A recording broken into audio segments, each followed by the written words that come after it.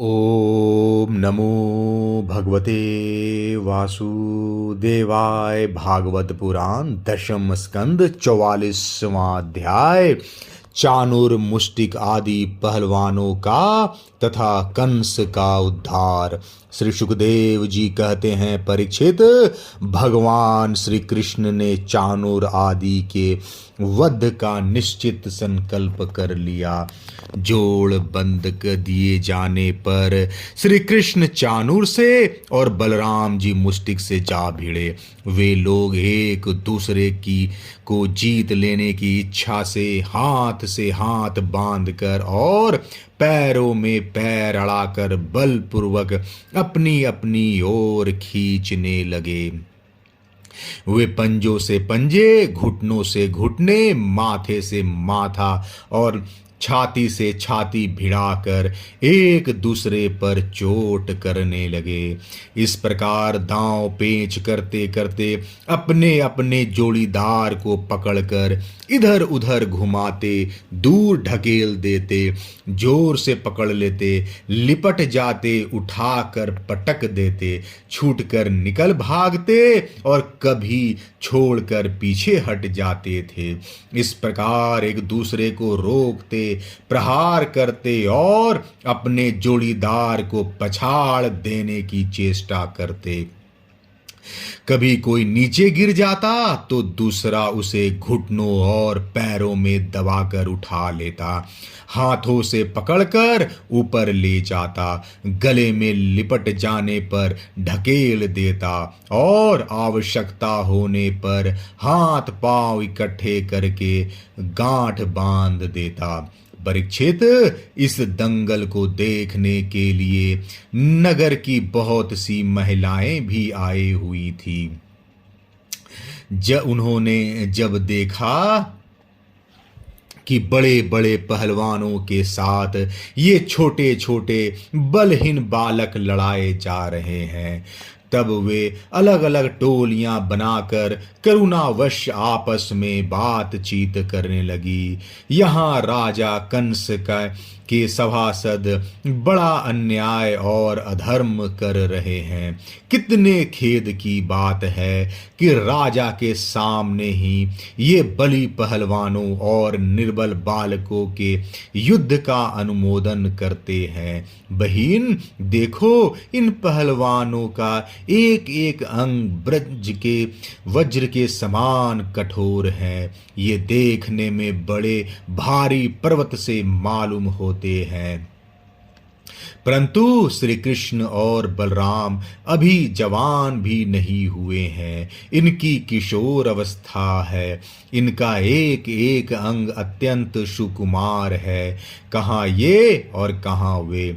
जितने लोग यहाँ इकट्ठे हुए हैं, देख रहे हैं, उन्हें अवश्य अवश्य धर्मोल्लंघन का पाप लगेगा। सखी, अब हमें भी यहाँ से चल देना चाहिए। जहाँ धर्म की प्रधानता हो वहाँ कभी न रहें, यही शास्त्र का नियम है। देखो, शास्त्र कहता है कि बुद्धिमान पुरुष को सभासदों के दोषों को जानते हुए सभा में जाना ठीक नहीं है, क्योंकि वहाँ जाकर उन अवगुणों को कहना, चुप रह जाना अथवा मैं नहीं जानता ऐसा कह देना, ये तीनों ही बातें मनुष्य को दोष भागी बनाती है। देखो देखो, श्री कृष्ण शत्रु के चारों ओर पैंतरा बदल रहे हैं। उनके मुख पर पसीने की बूंद ठीक वैसे ही शोभा दे रही है जैसे कमल कोश पर जल की बूंदे। सखियों, क्या तुम नहीं देख रही हो कि बलराम जी का मुख मुष्टि के प्रति क्रोध के कारण कुछ कुछ लाल लोचनों से युक्त हो रहा है। फिर भी हास्य का अनिरुद्ध आवेग कितना सुंदर लग रहा है। सखी, सच पूछो तो ब्रज भूमि ही परम पवित्र और धन्य है, क्योंकि वहाँ ये पुरुषोत्तम मनुष्य के वेश में छिपकर रहते हैं।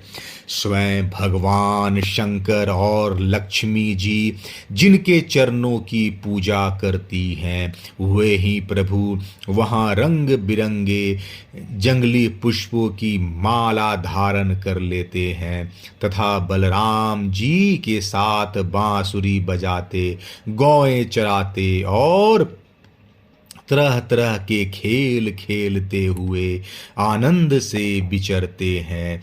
सखी, पता नहीं गोपियों ने कौन सी तपस्या की थी जो नेत्रों के दोनों से नित्य निरंतर इनकी रूप माधुरी का पान करती रहती हैं। इनका रूप क्या है? लावण्य का सार। संसार में या उससे परे किसी का भी रूप इनके रूप के समान नहीं है। फिर भी बढ़कर होने की तो बात ही क्या है, सो भी किसी के संवारने सजाने से नहीं, गहने कपड़े से भी नहीं, बल्कि स्वयं सिद्ध है। इन रूप को देखते देखते तृप्ति भी नहीं होती, क्योंकि यह प्रतीक्षा नया होता जाता है, नित्य नूतन है। समग्र यश, सौंदर्य और ईश्वर इसी के आश्रित है सखियों, परंतु इसका दर्शन तो औरों के लिए बड़ा ही दुर्लभ है। वह तो गोपियों के ही भाग्य में बंधा है। सखी, ब्रज की गोपियां धन्य है। निरंतर श्री कृष्ण में ही चित्त लगा रहने के कारण, प्रेम भरे हृदय से आंसुओं के कारण गद गद कंठ से वे इन्हीं की लीलाओं का गान करती रहती हैं। वे दूध दूहते, दही मथते, धान कुटते, घर लिपते, बालकों को झूला झुलाते, रोते हुए बालकों को चुप कराते, उन्हें नहलाते धुलाते, घरों को झाड़ते बुहारते, कहाँ तक कहें सारा काम काज करते समय श्री कृष्ण के गुणों के गान में ही मस्त रहती हैं। ये श्री कृष्ण जब प्रातः काल गौओं को चराने के लिए व्रज से वन में जाते हैं और सायंकाल उन्हें लेकर ब्रज में लौटते हैं, तब बड़े मधुर स्वर से बांसुरी बजाते हैं। उसकी टेर सुनकर गोपियां घर का सारा काम काज छोड़कर झटपट रास्ते में दौड़ आती हैं और श्री कृष्ण का मंद मंद मुस्कान एवं दया भरी चितवन से युक्त मुख कमल निहार निहार कर निहाल होती हैं। सचमुच गोपियां ही परम पुण्यवती हैं। भरत वंश शिरोमणे जिस समय पूर्वासिनी स्त्रियां इस प्रकार बातें कर रही थी, उसी समय योगेश्वर भगवान श्री कृष्ण ने मन ही मन शत्रु को मार डालने का निश्चय किया। स्त्रियों की ये भयपूर्ण बातें माता पिता देवकी वसुदेव भी सुन रहे थे। जहाँ बातें कर रही थी वहाँ से निकट ही वसुदेव देव की कैद थे, अतः वे उनकी बातें सुन सके। वे पुत्रवश शोक से विहल हो गए। उनके हृदय में बड़ी जलन, बड़ी पीड़ा होने लगी, क्योंकि वे अपने पुत्रों के बलवीर को नहीं जानते थे। भगवान श्री कृष्ण और उनसे भिड़ने वाला चाणूर दोनों ही भिन्न भिन्न प्रकार के दांव पेंच का प्रयोग करते हुए परस्पर जिस प्रकार लड़ रहे थे, वैसे ही बलराम जी और मुष्टिक भी भिड़े हुए थे।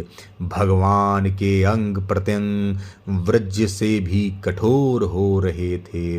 उनकी रगड़ से चाणूर की रंग रंग रंग ढीली पड़ गई। बार बार उसे ऐसा मालूम हो रहा था कि मानो उसके शरीर के सारे बंधन टूट रहे हैं। उसे बड़ी ग्लानि, बड़ी व्यथा हुई। अब वह अत्यंत क्रोधित होकर बाज की तरह झपटा और दोनों हाथों के घूंसे से बांधकर उसने भगवान श्री कृष्ण की छाती पर प्रहार किया। परंतु उसके प्रहार से भगवान तनिक भी विचलित न हुए, जैसे फूलों के गजरे की मार से गजराज। उन्होंने चाणूर की दोनों भुजाएं पकड़ ली और उसे अंतरिक्ष में बड़े वेग से कई बार घुमाकर धरती पर दे मारा। परीक्षित, चाणूर के प्राण तो घुमाने के समय ही निकल गए थे। उसकी वेशभूषा अस्त व्यस्त हो गई, केश और मालाएं बिखर गई। वह इंद्रध्वज, इंद्र की पूजा के लिए खड़े किए गए बड़े झंडे के समान गिर पड़ा। इसी प्रकार मुष्टिक ने भी पहले बलराम जी को एक घूंसा मारा। इस पर बलि बलराम जी ने उसे बड़े जोर से एक तमाचा जड़ दिया। तमाचा लगने से वह कांप उठा और आंधी से उखड़े हुए वृक्ष के समान अत्यंत व्यथित और अंत में प्राणहीन होकर खून उगलता हुआ पृथ्वी पर गिर पड़ा। हे राजन, इसके बाद योद्धाओं में श्रेष्ठ भगवान बलराम जी ने अपने सामने आते ही कूट नामक पहलवान को खेल खेल में ही बाएं हाथ के घूंसे से उपेक्षा पूर्वक मार डाला। उसी समय भगवान श्री कृष्ण ने पैर की ठोकर से शल का सिर धड़ से अलग कर दिया और तोशल को तिनके की तरह चीर कर दो टुकड़े कर दिया। इस प्रकार दोनों धराशाही हो गए। जब चाणूर, मुष्टिक, कूट, शल और तोशल ये पांचों पहलवान मर चुके, तब जो बच गए थे वे अपने प्राण बचाने के लिए स्वयं वहां से भाग खड़े हुए। उनके भाग जाने पर भगवान श्री कृष्ण और बलराम जी अपने स्वयंवयस्क ग्वाल बालों को खींच खींच कर उनके साथ भिड़ने और नाच नाच कर भेरी ध्वनि के साथ अपने नुपुरों की झनकार को मिलाकर मल क्रीड़ा कुश्ती का खेल करने लगे। भगवान श्री कृष्ण और बलराम जी की इस अद्भुत लीला को देखकर सभी दर्शकों को बड़ा आनंद हुआ। श्रेष्ठ ब्राह्मण और साधु पुरुष धन्य है इस प्रकार कहकर प्रशंसा करने लगे। परंतु कंस को इससे बड़ा दुख हुआ, वह और भी चिढ़ गया। जब उसके प्रधान पहलवान मार डाले गए और बचे हुए सब के सब भाग गए, तब भोजराज कंस ने अपने बाजे गाजे बंद करा दिए और अपने सेवकों को वह आज्ञा दी, अरे वसुदेव के इन दुष्चरित्र लड़कों को नगर से बाहर निकाल दो, गोपों का सारा धन छीन लो और दुर्बुद्धि नंद को कैद कर लो। वसुदेव ही बड़ा कुबुद्धि और दुष्ट है, उसे शीघ्र मार डालो। और उग्रसेन मेरा पिता होने पर भी अपने अनुयायियों के साथ शत्रुओं से मिला हुआ है, इसलिए उसे भी जीता मत छोड़ो। कंस इस प्रकार बढ़कर बकवाद कर रहा था कि अविनाशी श्री कृष्ण कुपित होकर फुर्ती से वेग पूर्वक उछलकर लीला से ही उसके ऊंचे मंच पर जा चढ़े। जब मनस्वी कंस ने देखा कि मेरे मृत्यु रूप भगवान श्री कृष्ण सामने आ गए, तब वह सहसा अपने सिंहासन से उठ खड़ा हुआ और हाथ में ढाल और तलवार उठा ली। हाथ में तलवार लेकर वह चोट करने का अवसर ढूंढता हुआ पैतरा बदलने लगा। आकाश में उड़ते हुए बाज के समान वह कभी दाईं ओर जाता तो कभी बाईं ओर, परंतु भगवान का प्रचंड तेज अत्यंत दुस्सह है। जैसे गरुड़ सांप को पकड़ लेते हैं, वैसे ही भगवान ने बलपूर्वक उसे पकड़ लिया। इसी समय कंस का मुकुट गिर गया और भगवान ने उसके केश पकड़कर उसे भी उस ऊंचे मंच से रंगभूमि में गिरा दिया। फिर परम स्वतंत्र और सारे विश्व के आश्रय भगवान श्री कृष्ण उसके ऊपर स्वयं कूद पड़े। उनके कूदते ही कंस की मृत्यु हो गई। सबके देखते देखते भगवान श्री कृष्ण कंस की लाश को धरती पर उसी प्रकार घसीटने लगे जैसे सिंह हाथी को घसीटे। नरेंद्र, उस समय सबके मुंह से हाय हाय की बड़ी ऊंची आवाज सुनाई पड़ी। कंस नित्य निरंतर बड़ी घबराहट के साथ श्री कृष्ण का ही चिंतन करता रहता था। वह खाते पीते सोते चलते बोलते और सांस लेते सब समय अपने सामने चक्र हाथ में लिए भगवान श्री कृष्ण को ही देखता रहता था। इस नित्य चिंतन के फलस्वरूप वह चाहे द्वेष भाव से ही क्यों न किया गया हो, उसे भगवान के उसी रूप की प्राप्ति हुई, शारूप मुक्ति हुई, जिसकी प्राप्ति बड़े बड़े तपस्वी योगियों के लिए भी कठिन है। कंस के कंक और नैग्रोध आदि 8 छोटे भाई थे। वे अपने बड़े भाई का बदला लेने के लिए क्रोध से आग बबूले होकर भगवान श्री कृष्ण और बलराम की ओर दौड़े। जब भगवान बलराम ने देखा कि वे बड़े वेग से युद्ध के लिए तैयार होकर दौड़े आ रहे हैं, तब उन्होंने परिध उठाकर उन्हें वैसे ही मार डाला जैसे सिंह पशुओं को मार डालता है। उस समय आकाश में दुदुम्बियां बजने लगी। भगवान के विभूति स्वरूप ब्रह्मा शंकर आदि देवता बड़े आनंद से पुष्पों की वर्षा करते हुए उनकी स्तुति करने लगे। अप्सराएं नाचने लगी। महाराज कंस और उसके भाइयों की स्त्रियां अपने आत्मीय स्वजनों की मृत्यु से अत्यंत दुखित हुई। वे अपने सिर पीटती हुई आंखों में आंसू भरे वहां आई। वीर सैया पर सोए हुए अपने पतियों से लिपट कर वे शोकग्रस्त हो गई और बार बार आंसू बहाती हुई ऊंचे स्वर से विलाप करने लगी। हा नाथ, हे प्यारे, हे धर्मज्ञ, हे करुणामय, हे अनाथ वत्सल, आपकी मृत्यु से हम सब की मृत्यु हो गई। आज हमारे घर उजड़ गए, हमारी संतान अनाथ हो गई।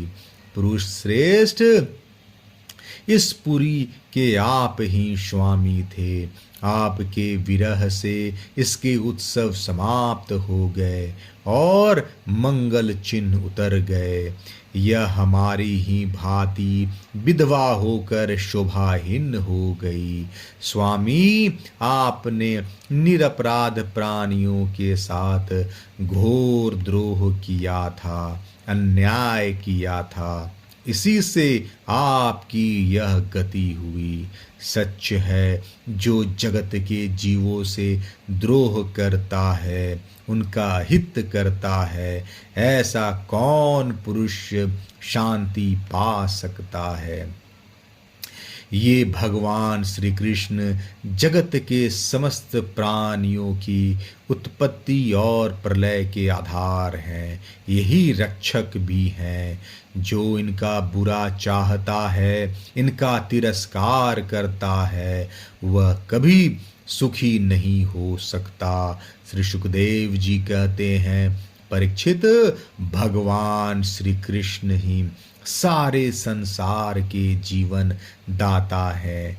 उन्होंने रानियों को ढांढस बंधवाया, संतावना दी, फिर लोक रीति के अनुसार मरने वालों का जैसा क्रियाक्रम होता है वह सब कराया।